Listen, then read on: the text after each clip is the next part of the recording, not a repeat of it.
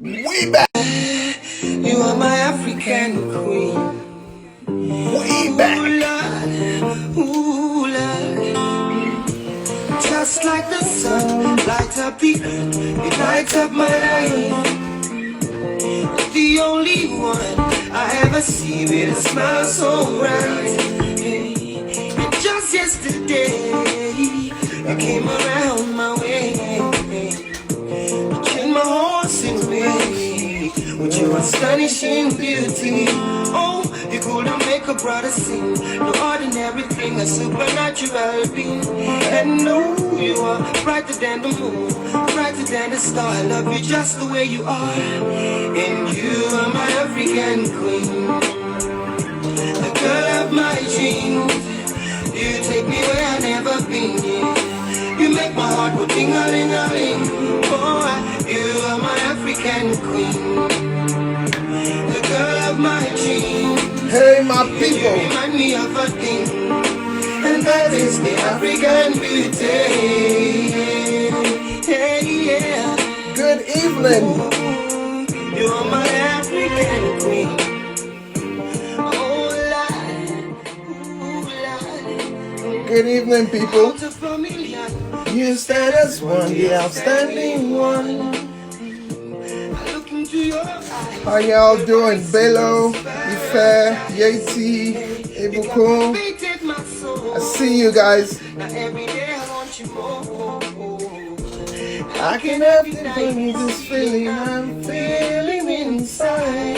Hey, no one can take your place. You cannot take How you guys doing? It's a Friday evening. Good evening. You are the one that makes me smile, make me flow. How's your week been, guys? Girl, you are my African queen, the girl of my dreams. You take me where I've never been. You make my heart go ding-a-ling-a-ling. All right, let's share. Let's wait for people to join up. The girl of my dreams. You remind me of a thing, And that is the African beauty. How y'all doing? Oh, How was your week? Trust y'all are good. Let's share, let's share, let's share. It's another Friday evening. It's the Hustle Series. DJ Bling Bling, I see you, bro. Good evening, people. Since we have a DJ in the building, but I'm not a DJ, I've got Google. feeling in my heart and in my soul. Oh, I know that it is your love, and I know that this love was surely. I hail you, bro, all the You're way. the only one that I think of. You are my African queen, and I know that this means that this song is very strategic for the guest we're having today. every other thing you think of. In a man who could think anything better than you. Who could think? How many of you can rap, lyric this song word for word? You are my African queen for real. Yes, so this is for a special somebody who's gonna be sitting on our wheels of steel today. All right, let's share, guys. Bishop Lee, all the way from Canada. I see you, bro. I love you. I love you all for joining again this Friday evening. Mad love. Where's my hat? Left or right? All right, let's share, guys. I see you, Bishop Lee. Thanks for joining. I love you. I love you. That song was dedicated to a lovely lady who is going to be joining our sits today. So let's see what Google plays. DJ Bling Bling. I know DJ, but I got Google. How many of you can remember this song? Only God made it possible. So guys, let's share. Get your drinks. You know how we do. Get your wine, get your juice. It's that time of the week again. Uh-oh. Google has gone on. Okay, Google, continue playing. Thumbs up to your mama, cause Yeah. she made it possible. I can see all the Bensons showing up. Girl, it's too fine, eh. My girl, I still believe, but that is impossible. All right. It's messing up. Okay. P Square, no one like you. Some people still believe that it's nothing like an African. No, this is not No One Like You. Who can remember this song? All right, let's share, guys. Let's share. I'm just gonna go on my mobile data. Can you see me, guys? Yeah, the Bensons are here. Virtuous Kelly, I see you. Thanks for joining. Okay. So we'll play Rukati Dawana before we get into it. Ladies and gentlemen, let's keep sharing. I see the Bensons. All right, Tayo Me Benson. Thanks for joining.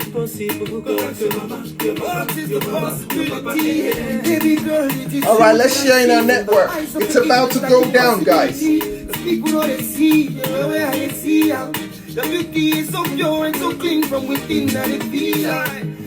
So nobody has guessed. Anyone who guesses the title of this song, just ask Tina. I see you. Good evening, ma'am. Thank you for allowing the big boss to sit on our seat the other day. I celebrate you. I'm still waiting for the person who will accurately tell us the title of this song.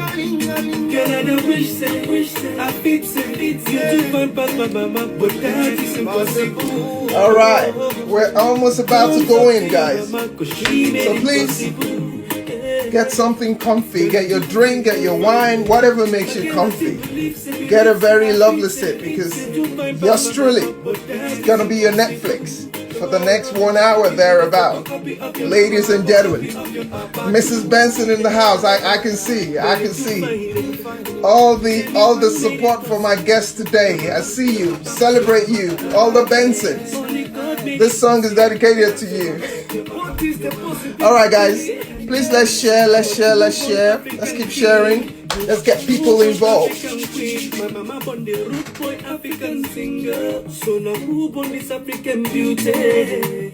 The title, possible. DJ Bling Bling, you've gone to Google it, yeah?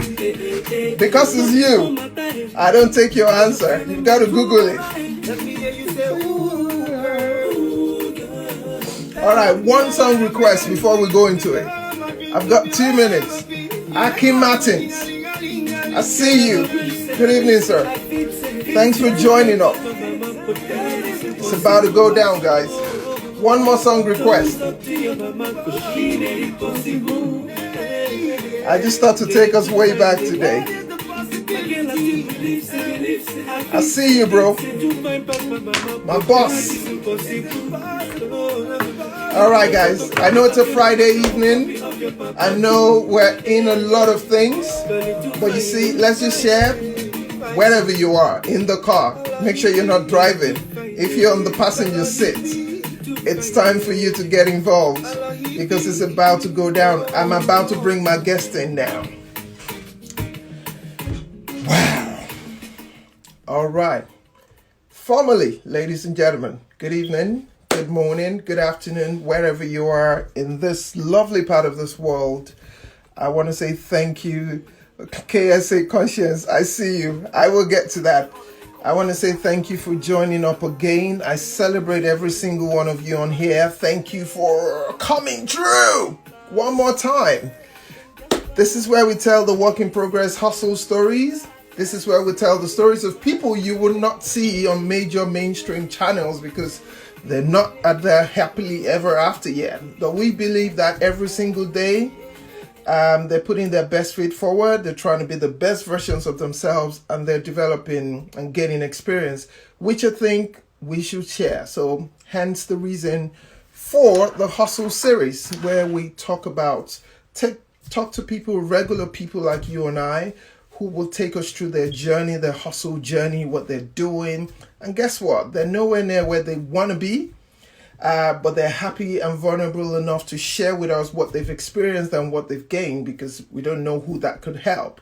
We ensure and we want these stories to be very relatable, practical, and most importantly, to motivate people. So, if you've come in here by mistake, you're not in the wrong place. This is where you need to be this Friday evening. So, with all the drum rolls I can get in the building, it's about time to bring in the woman of the hour who will be taking us through her hustle story. Ladies and gentlemen, boys and girls, it's about time to bring in the one, the only, I hope. Bam! Yes! Hi, everyone. Hello, everyone. Hello, Lady Bolanle. How are you doing?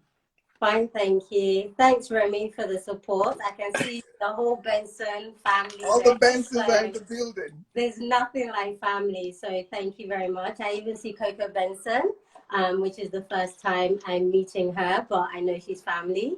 So thank you very much. As much as I don't like all the media attention, but thank you for the support. Ladies and gentlemen, I must tell you, I literally dragged and pulled all the high people in high places who could move things and shake things on my favor to get this lovely lady to be sitting right in front of us today. So we do not take you for granted. First of all, Bolanle, thank you for crossing all the hoops, all the hurdles, everything that made sure you wouldn't be appearing before us today. Thank you for jumping through everything to be here today. We celebrate you. Thank you. Thank you. Fantastic. And I'm sure this is going to be mad, really mad in a good way. So, for big people like you, and normally for people like you who are very used to the main stage and big stuff, and when they're about to get a lifetime award or they're about to be celebrated, what they do is somebody comes on stage and then begins to read out the resume of this lovely person about to come up. So, because of the celebrity you are, I'm going to take that turn coming on stage and letting people know what you're about, and then we'll crack on, if that's okay. Ladies and gentlemen, boys and girls, welcome with me, Bolanle Olowookere. Bolanle is like Joseph with a coat of many colors, trust me. Currently, she's a relationship manager within a big top experience and packaging company, which I wouldn't mention because they haven't paid me for adverts. But trust me, they're the big dog. She's gone through everything leisure, everything reservation. She's an extraordinary, luxurious event planner for those who know her. She's a graduate of the London Metropolitan University, where she studied leisure and tourism management. Ladies and gentlemen, even though she looks like she's just come out of LA, she's from Ado-Ekiti, but straight out of Bolton. I'm from Bolton, not from Ado. Well, you've got blood around there, but we just cut the Ado-Ekiti and go straight to Bolton. Ladies and gentlemen, she's a passionate traveler. Drum roll for this. She's on course to hit 100 countries that she's been to. She's on course to reach that. And some very close people tells me that you're very close to the 100 mark. She has traveled far and wide. Name the country, name the town. This lovely lady has graced her presence in those places. She's a passionate giver, a charity lover. She fundraises. She did one for cancer research at some point. Even in the papers, they regard her or point to her as a slick and chic British. I don't know what that means, but some people regard you as a slick, and not just slick alone, you're chic and you're British. So, ladies and gentlemen, she is also a serial property magnate. In fact, when we get into the story, you will know a bit of that. And, you know, she does all things event planning. She does all things leisure. She does all things packaging. If you want anything done over the top, even though she doesn't like to be over the top, which is very, very, very ironic. But if you want to blow the whole mountains and wow the world with your experiences and all, this is the woman to talk to. So, with no further ado, ladies and gentlemen, she's the first of 3 children. You know, able sisters, which are online. I'm not sure if your brother is online, but you know, very tight-knit Christian family, all the way from Bolton. Started from Adoiki to come back to London to Bolton. I present to you the one, the only, Bolanle Olowookere. Good evening. Thank What do you you say so to the much. public? You've obviously been speaking too much to Remy Benson. Oh my goodness, I don't know who that is. I know who that is. So I wanted to the public, you know, everyone on the audience, and then we'll go from there, man. Okay. Then, okay, good. So let's get into it because I know you're a busy woman.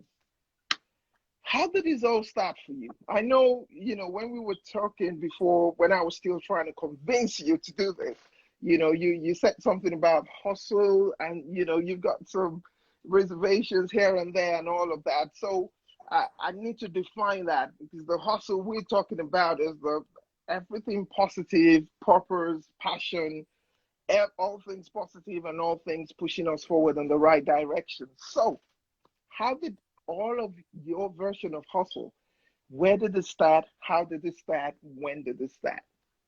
Oh, thank you.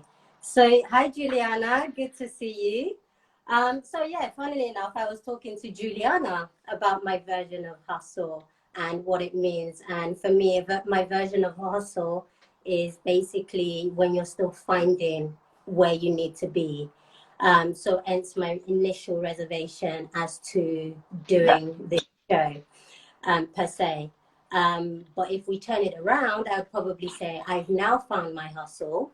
And in terms of how did it start, I'd probably tell you it started around the age of 12.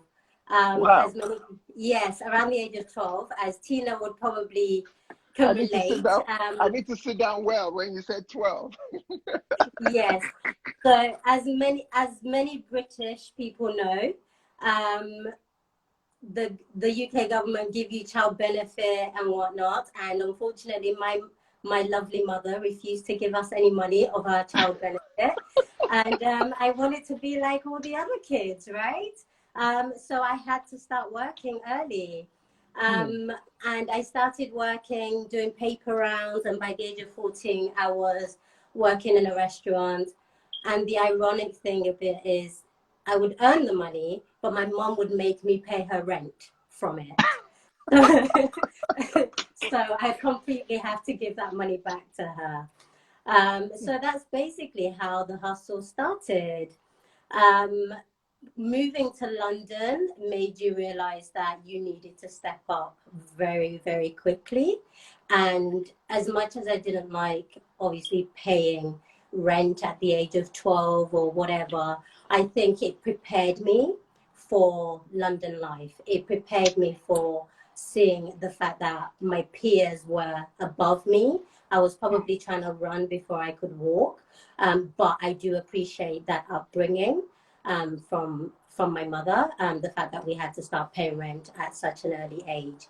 And that's where I can probably tell you it started from. Wow. You know what? You just gave me the best intro. This is just like a film, like, oh, you know how you sell a film, like it's just going to be one part, and then the intro just gives you ideas for like we can take this to part 7. Something else. Yep. Wow. I needed to sit back down properly and hear you clearly when you said you started work at 12, Yep. which I'm looking around and I know someone who's very dear to me that is 11, and I'm looking at him and like, okay, so just one more year you could be paying my rent. Yep. How did And you can be charging him rent. thank you. I can shut this down after this. Thank you for that. Thank you so very much. But my question around that is, how did you, 12 years of age, and that hustle, I will call it hustle spirit, or you just trying to make a headway. Is that a firstborn thing? I'm just trying to go back because again, uh, there are different sets of people who will watch this way beyond this live session. And I just Mm-hmm. want so that there's just balance and people can literally find a connection point. Because the headline is you started at 12, but in the real sense of it, what beyond the obvious, which was the circumstance that pushed you into that, what was your mental space like on your first day of work at 12? Mm-hmm. To be honest, I'd probably tell you the reason behind it was probably more of a survival mode. You're with your peers at school, they have certain things, they have the new jacket, new trainers, and Hmm. you couldn't afford it. And it was more trying to, be like everyone else. So I'd probably tell you it was more survival as to what got me into that. And then, like I said earlier on, moving to London, you had to step up your game real quick. Um, Life in Bolton was very, very different from life in London, and it was very fast paced as well. So, my last question on Bolton before we move into London, because I'm traveling with you now, so we're just gonna get in the car now, or the plane, or the train, whatever that was. Now, working at 12 opened you up to a whole different world Yeah, because you're literally going out your door and shutting it, and there's no mom or there's no chaperone like that to literally hold you by the hands through that. How yeah, did you keep your mental space? Because you could easily have gone left, because obviously, in view of what was happening around you. How yeah. did you keep your mind and your mental space such that you still kind of incubated that fire that took you to London? I think religion played a part in it, and Hmm. also seeing how others have lived. So you have that aspiration to be better and do better than your upbringing, and I live by that motto. In terms of, if I'm doing well, um, my family must also be doing well. So if I'm riding a horse, my sister must also be riding a horse, and if she's not riding a horse, at least she must be riding a donkey, so that she's coming along with me. And I learned that from a friend of mine, seeing how their family life was, and I've lived by that throughout, and Hmm. that's basically what kind of got me by. And when I moved to London, it's interesting because my sister and I were not that close when we were in Bolton, but once I moved to London, we were a lot closer, and you realize that life is beyond Hmm. um, Bolton. I'm pretty sure if you got the opportunity to speak to her, she'd be like, yeah, if we're in Bolton, we might be single mothers now, living on the dole, because that's the environment Wow, that wow. that was there. That was what So, was shown to us. hmm. so, so what was the? I know you studied in London Met, but you coming Mm-hmm. to London, I can see the best. Everybody is literally following you step by step. Please, guys, if I'm not acknowledging it, I see everything you're writing, and I'm trying to inculcate it into my question. So we're all together, y'all. Now, at the point you have started working Bolton, for some other person, they might just, oh, did we just lose her now? No, Oh my. I'm here. Oh, Am okay, I here? cool. Am I here? Yeah, Can you I see think me? yeah, you turned your camera. You might have to turn your camera back. Ah, any better? Yeah. Any better? Yes, There you ma'am. go. We can see you crystal clear now. So I was just saying that, at 12, you know, some other person could have said, you know what, this is a soft landing for me. My family are here, I'm working, I'm paying the rent, all of that kind of thing. So what was the driver for you to begin to think London from Bolton? Education. If in all honesty, I had a boyfriend in London, and Stand up. as like many of us, you come because you're chasing man. You know, so I did move to London because I was with a guy that lived in London. So that was what brought me to London initially. You know what? I can, if everything shuts down right now, I will celebrate you. Thank you for being, and I say this seriously, thank you for being vulnerable or open enough because, you could cook me a different kind of story that's like, wow, and like, you know, well, that's interesting from Bolton to London. Love doesn't have any bounds, but I'm tempted to go that way, but I'm not. I'm going to rein myself back. Thank you. So, my next question would originally have been, what was your first day in London like? But now that I know that you had a guy in London, so I can play out how that worked and all of that. But really and truly, your early days in London, how was that? Because, even though you live in the UK, it's your first time. Was that your first time in London? No, it wasn't our first time in London. We've been coming to London every summer for church. Okay. My Okay. mum is an avid Christian, so we have our main church here in London. So I was quite used to it. But my first real experience of London was me actually finding myself. I guess in quotes, ran away from home in terms of the religious aspect of things. My mum is quite an hardcore Christian. No trousers, no jewelry, Are you and serious? it was very full on. So I'd probably say, apart from the educational side of things, I probably spent the first year finding myself. I used the first year running away from my mom's church. I wanted to know who I was Oh my spiritually. God. I went through a phase of, because I'm quarter Indian, I went through a phase of, going through Hinduism, all of that, and just making sure that, first of all, Christianity was for me. So Hmm. that's what I did in my first year. And then, as God would have it, oddly enough, the the the beliefs that my mom taught me, I've kept it on. I went back, oddly enough, and I don't regret it at all. I don't go to that church now, but it has grounded me in a lot of Hmm. my beliefs and my values, and I don't regret it for a moment. Wow, wow, wow. You see, you have so many layers that I can literally sit 30 minutes slot in each layer and all of that. So, Mm-hmm, just on a lighter note, mm-hmm. there was this lovely dashing dude in London, and then you were in Bolton, and then, lines connected each other. Was mom in any of this movie, all those movie scenes? She This knew was not nothing about. allowed. This was not allowed. You need to remember this. Oh my I, God. I come from a background where we pray through to our husband, and we don't date without a third party Wow. involved or anything like that. So definitely mom was not involved. Wow. Okay, cool. So, Bolanle is in London now. Then I'm guessing your sister was still in Bolton for a bit before she joined you. But, Yes. um, sorry? Yes, that's correct. Oh, okay, okay, cool.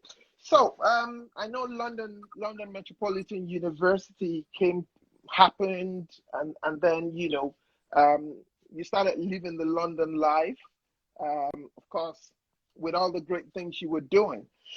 Well, part of my investigation, my FBI investigation, did say to me that you bought your first property whilst you were in uni. Is that right? Yes, I did. I So, so, did. so for So me, just before you answer that, for me, I'm just again, I'm trying to paint a picture just so that whoever picks this at whatever point people connect to this, they can actually feel the practical steps and things that happen. So now your fit is grounded in your spirituality. You kind of have a defined part of how you want to go. How did you Mhm. go from there to not just showing up in London, but beginning to put roots in London, still in uni? Yeah, I mean, I studied at university, right? So I built a foundation in London and made friends. In terms of how I kind of grounded myself, I spent 3 years at university.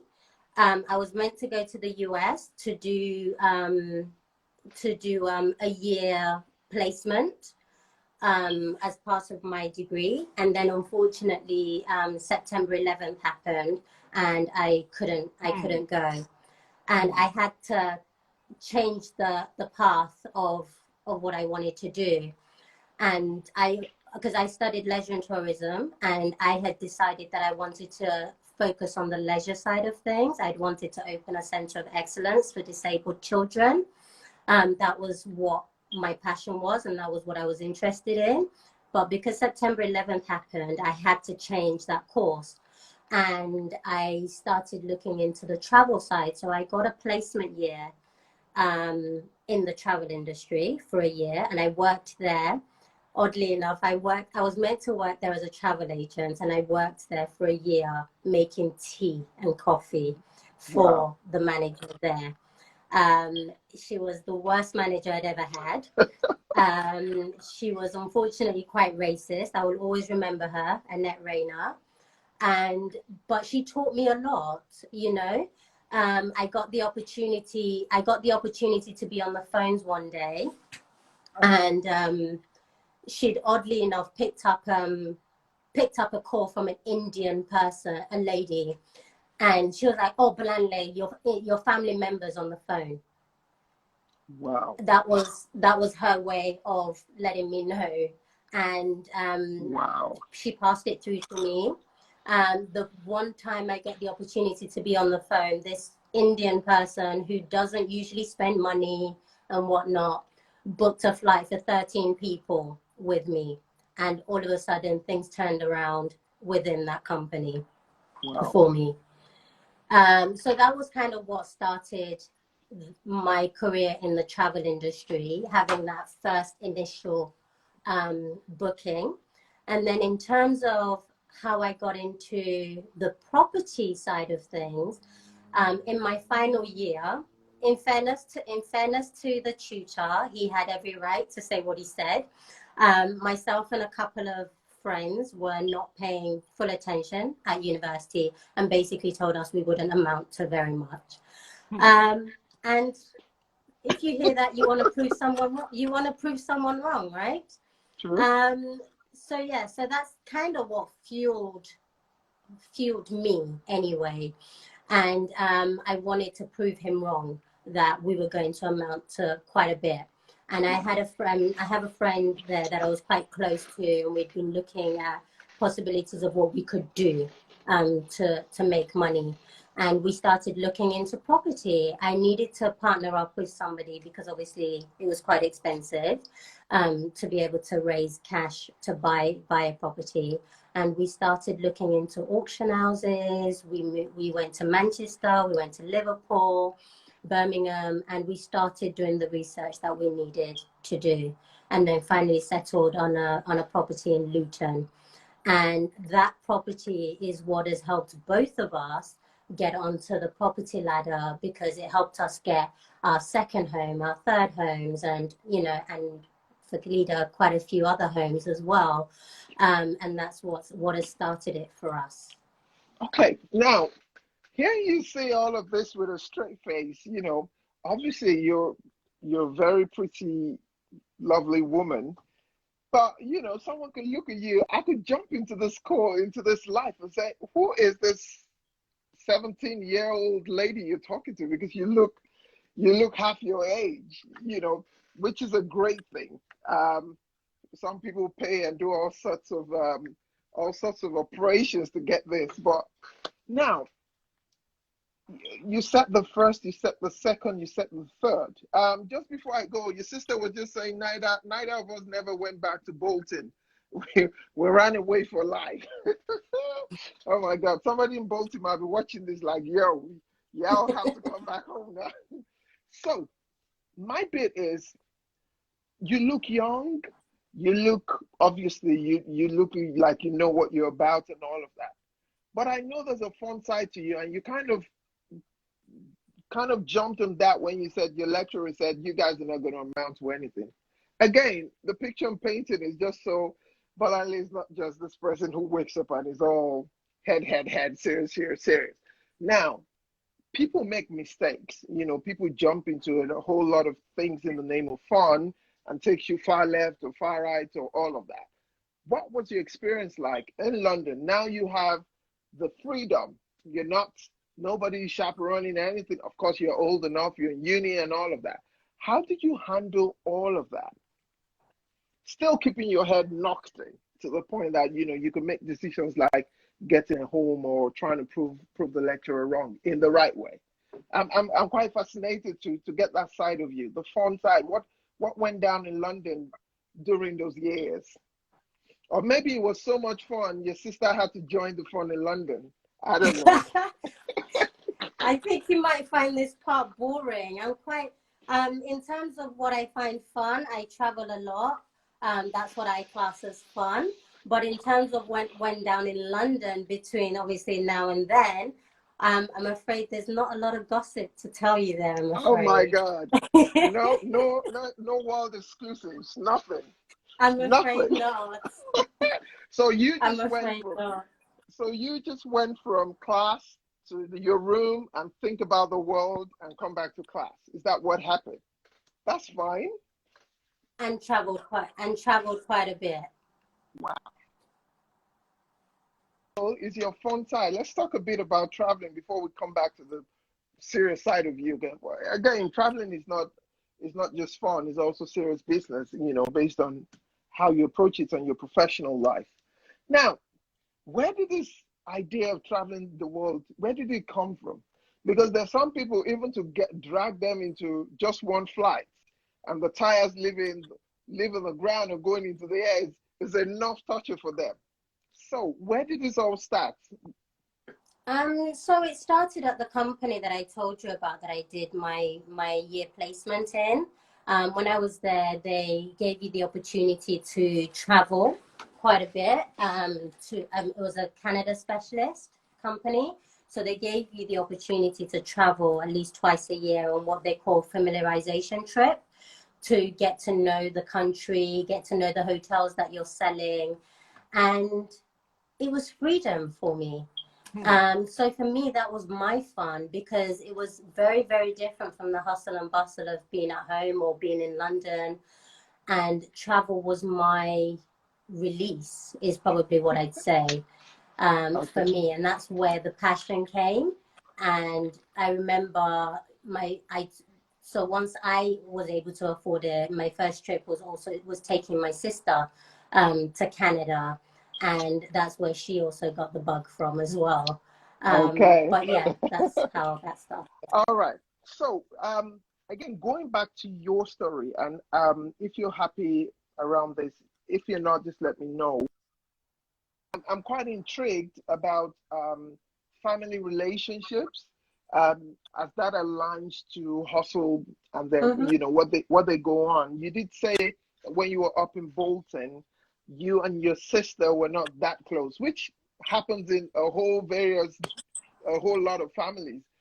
And then when you came to London, or when she joined you in London, the closeness came back. Now, what would you say was the difference, Yeah. or what mended that relationship for you? Because it's good enough to be successful in what you do, but when family relationships are breaking down around you, there's no joy. So what was the mending factor? I wouldn't say my sister and I had a broken relationship. It was just a case of there was 5 years difference. Okay. I was pushing to get out. And when I came to London, I met with a family who you probably know them, Dami and their family. And I saw what family should be like. I saw what that should be like. Yeah. And, so not reached out to my sister. It's not like we don't keep in touch, but it makes you aspire to have that with your own family. And it goes with the saying of what I'd mentioned before. If I'm doing well, my family must be doing well. And I kind of follow that trend throughout, Your follow that sister policy throughout. Your sister just said, let's not talk about Bolanle looking after her younger sisters in London. So that says to me, and correct me if I'm wrong, that says to me that you might have had an iron hand in literally making sure that they stay on the right path and straight and narrow path. Is that what happened? Because from what I can decipher from what Yeah, you so if you're said, looking for, yeah, if you're looking for people who had a lot of fun growing up, that's who Mhm. you need to talk to. I was the mother. So Oh my God. So let me put it to you. Here's your sister who has heard great things about what you're doing in London, and then obviously she comes to join you in London and hope, okay, mommy's off my back now. This is London. We're gonna have the best time ever. And now you're you're replicating, the mother figure in London and all of that. Did that bring you closer, or did that literally pull you apart and then brought you closer later? How did that play out? no, it's definitely brought us closer, being in London together. She went to a different university, and then I believe in her second or third year, we moved in together. Tina and also Dami, who we class as family as well. So yeah, it brought us definitely closer together.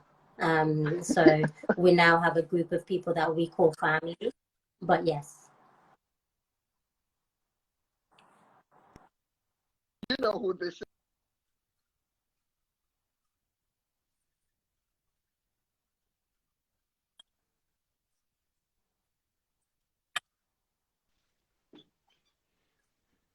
Bolanle. Yeah, his wife was definitely enjoying life. So yes, he's correct there. Um, Okay, so so yes, definitely. it's all good. I just had to I just had to take the temptation and dabble into that.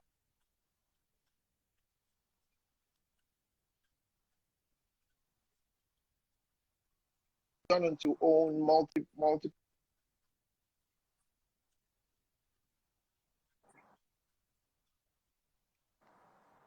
making those huge strides. Would you say you had any experience where you literally, what people would say, like it took you to ground zero, or, Mhm. did you have any situation that came about you that you almost thought about, why did I come to London? Or, you know, did you ever have those kind of situations? And if you did, if you're happy to share, that'd be great, just so we know that Sorry, did you're as I have human what as we kind are. of So situation? I'm I didn't so I'm fully asking, understand the question.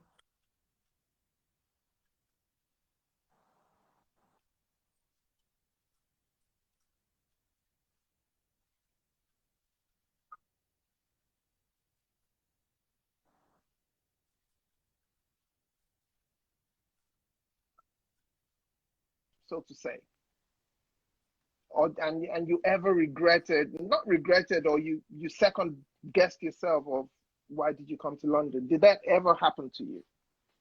Definitely never second guessed myself coming to London. If anything, London pushed me further than I ever thought Okay. I could go. London made me see that literally the world is my oyster. You have a vision and you can literally get anything you want. You just need to learn not to give up. When you were talking about the Hustle series and whatnot, as I'm sure Remy may have told you, I've gotten into a lot of businesses where I've provided nanny services before, which works Hmm, really well. hmm, And I've provided cleaning services. I've done event planning, and I still do event planning now, but it's catered to a more niche market. So and I've dabbled in a lot of things, but I think one of the things I probably say I regret is giving up too quickly. I was hmm, looking for fast money, quick hmm, money, um, and I was looking for results immediately. And one of the things that I've learned is not to give up, especially if you're enjoying it. We've done lots of businesses, but it's so easy to give up when you're not seeing the financial gain. So hmm. I think for me, from what I've learned from from what I've been doing throughout is learning not to give up so easily. Interesting. So you've provided cleaning services. You've done all of that. It's difficult to align that with your lovely face because, like, again, you look like you've come out of Housewives of LA or of I Atlanta. didn't go cleaning. I I know provided the people that did it. I know, but you get to a point where there's just some things that just doesn't align. There's some businesses that just doesn't align with, if you hear that she's providing cleaning, you're thinking, oh no, she's providing services, private shopping services to celebrities and all of that. That would align, but that's great.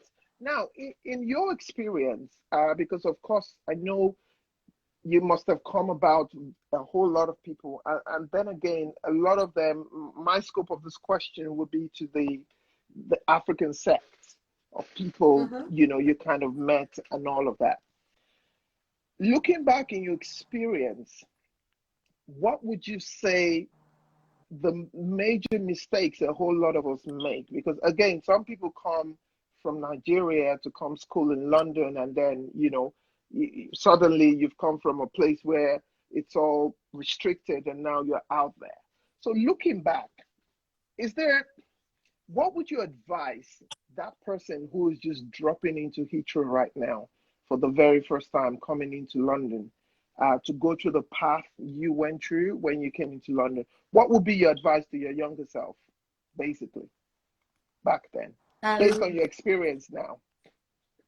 Based on my experience now, what I'd probably say is knowing your brand, knowing who you are, and being able to stand by who you are throughout, because it's very easy to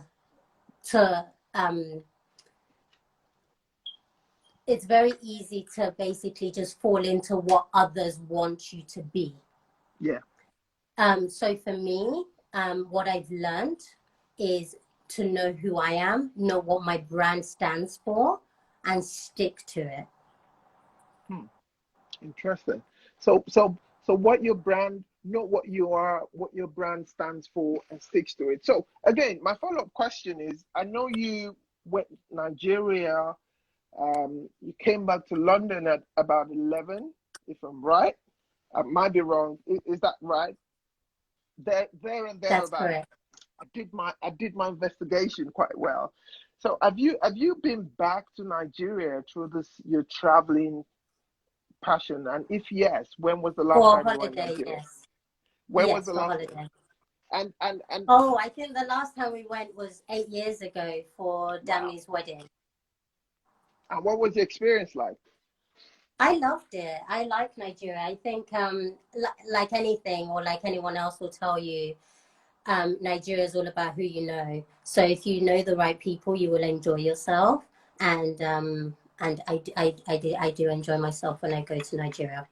So would Nigeria be, if you were to choose 3 countries and Nigeria was in there, just for you to just go alone, travel alone, will Nigeria be your choice, or you'd rather choose another country? I'm putting you on the I'm not spot sure with if I that. would go alone. I'm not sure if I'd feel safe enough to go alone. But if I had somebody there on the other end, then potentially I would. But to go on a holiday on my own to Nigeria without knowing anybody there, it's not somewhere that I would feel comfortable with. But if I know somebody, yes, definitely. Well, all the Nigerian people on this chat, they're literally gonna come for you right now, like, yo. But I get what you mean. Someone, someone Bolanle with the connection. So that is tying nicely to my next question, because I know that without any kind of publicity for the company, so I'm intentionally keeping the name out. Talk us through what you do today. Let me put you. Let me start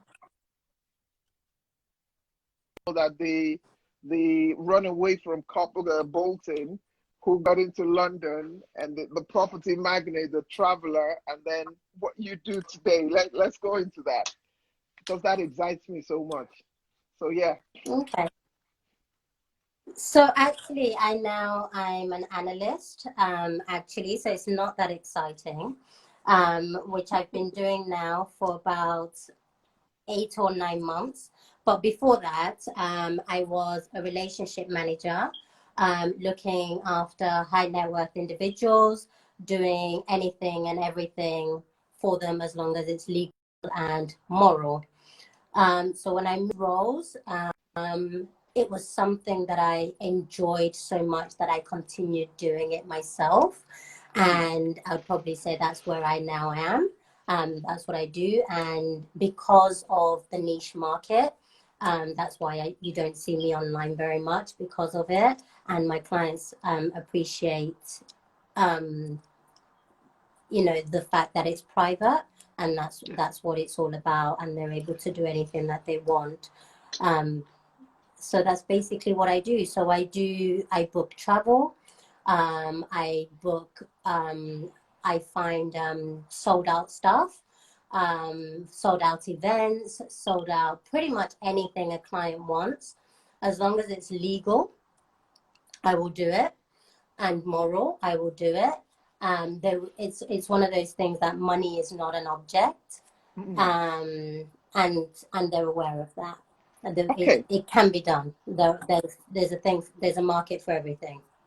The reason I say I'm quite excited about this part is we have you sat here and you can give us a window into the life of the 1% or the 1% of the 1%. So, as people say, because again, this is a dream for a whole lot of people. We want to make this money, we want to put it together just to get an inlet into that world. Now, I'm so excited because that world is your clientele. And I've got a series of questions, and I'm not even asking this as a host. I'm asking this is just to zip up everything from you. I'm beginning to paint pictures in our heads as to when I make that money, what I would do with it. So my first question is a very on the light note, and then the second will be the first question is what within the reasons of being moral and being the boundaries you have set, whilst you were talking, what has been the craziest, what has been I just use the craziest in a very good term, craziest request you've ever got from a client within what's legal and then what's moral? What would you say the craziest request you've got? Just so we begin to know how these people think. Well, I've been asked before to find a prostitute for a client. Wow. Morally, for me, that didn't work. And I told him that I couldn't do that. And I chose not to. That was my personal preference. Some people find it absolutely fine. But I didn't go ahead with it. So on a moral level, that's probably one of the things that I've been asked to do. Another one, oddly enough, recently was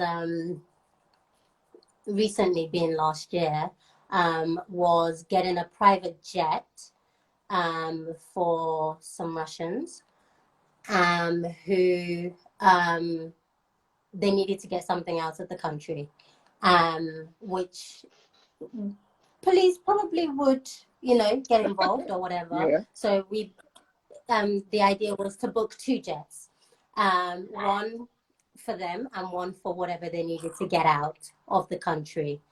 Again, for me, morally, I couldn't do that, and I turned it down. Wow. Wow. So I say wow because oh my God. So again, follow up to that, and then we'll go into something else. Is it? I know we've.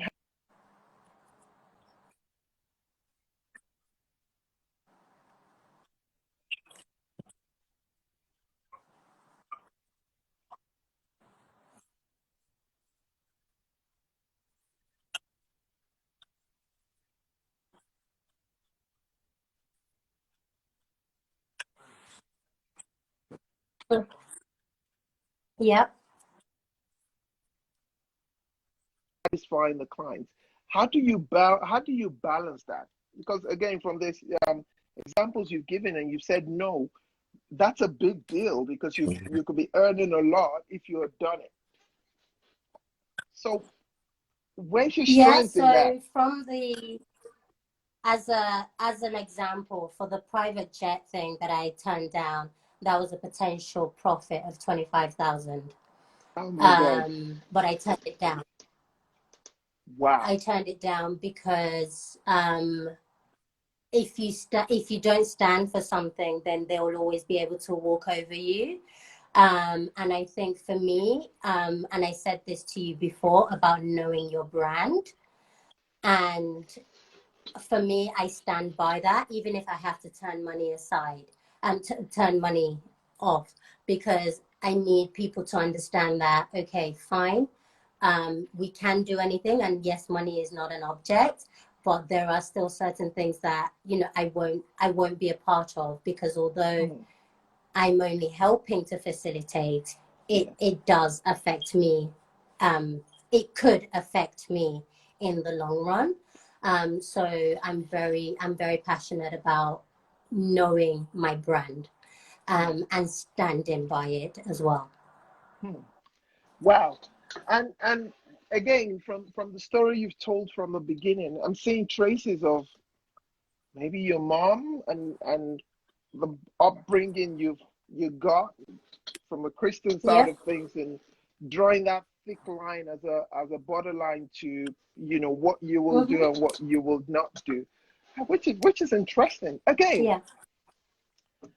um, now, what would you say you find most fascinating about your clientele, about these guys? And when I mean fascinating, I'm just thinking of what's different in the way they approach life to the way the regular Joes like me and all, like what's from what you've seen, what's the difference? Because again, we read this in books. Oh yeah, you've got to be this, you've got to be that. Oh, if an idea comes to, but it's okay for Richard Branson to be on his island looking at the sky, and then all the ideas will begin to show up. So if I live in a shoebox, how do I? So take us into that world just real quick. Yeah, real quick. What's their attitude? So how do they approach life? What's their mindset like? Their mindset is, the thing is, they don't know this life, right? So initially I struggled with understanding, I have a, I just spoke to a client 3 days ago, he was telling me that his MOT, he found out that his MOT was due over COVID, and he was shocked that he was being sent a letter, and he was like, I don't have time for this. I'll just buy a new car. I was like, Whoa, excuse me? You would just buy a new car because you don't Bolan, want to do MOT? Bolanle, just on that, either you believe it or not, we spent an hour down now to 1 minute 43 seconds. Okay, I'll log back in. So, thank you guys. Guys, this is about to